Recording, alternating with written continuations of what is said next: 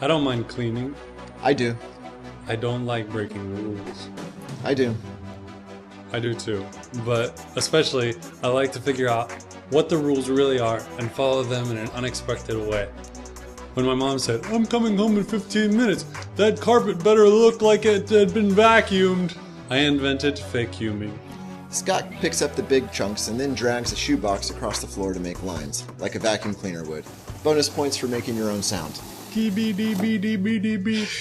Scott, that looks like a lot more work than vacuuming. Yeah, it is, but that's not the point. The point is, I won. This video is part of our Technicalities series, finding the loopholes in life's monotony. If you're into that kind of junk, subscribe to our YouTube channel or like our Facebook page to get more fun short videos. Buy a t-shirt on showoffshow.com to get a t-shirt.